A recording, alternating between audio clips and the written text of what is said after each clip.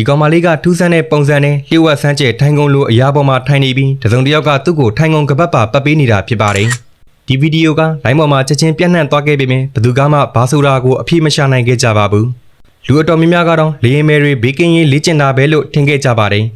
ဒါဟာအန်တန်ဘတ်ဆိုတဲ့သူ့ရဲ့အနုပညာ project တစ်ခုပါ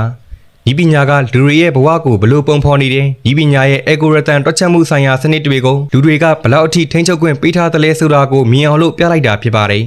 ဒီနွားတွေကထူးခြားတဲ့တကြားလုံးတစ်ခုကိုဝိုင်းအောင်စားနေကြတယ်ဒါပေမဲ့ဒါကတကြားလုံးလုံးဝမဟုတ်ပါဘူး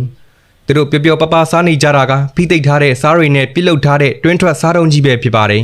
တင်းကုတ်တွေနဲ့နေရတဲ့နွားတွေဟာသူတို့ရဲ့အစာထဲမှာဆိုဒီယမ်ဓာတ်လုံလောက်စွာနဲ့ရရှိဖို့ခက်ခဲပါတယ်ဒါကြောင့်ပဲနွားပိုင်ရှင်တွေကလိုအပ်တဲ့အာဟာရဓာတ်တွေအစုံပါတဲ့ဒီလိုမျိုး special စားတုံးတွေကိုကျွေးကြပါတယ်ဒီသပင်ညက်ဆိုင်ထဲဝင်လိုက်ရင်တင်တစ်ခါမှတောင်မှမတွေးဘူးတဲ့ကမ္ဘာအစမ်းဆုံးသပင်ပုံစံတွေကိုစိတ်ကြိုက်အညက်ခံနိုင်မှာပဲဖြစ်ပါတယ်ထူးရင်ထူးမထူးရင်ယူဆိုတဲ့အတိုင်းဒီဆိုင်ကနေပြန်ထွက်သွားတဲ့အခါဂျူသားတော်မှလက်ဖျားခါသွားမဲ့သပင်ပုံစံနဲ့အတူနောင်နာလေးတွေပါအိမ်ပြန်တည်သွားနိုင်မှာဖြစ်ပါတယ်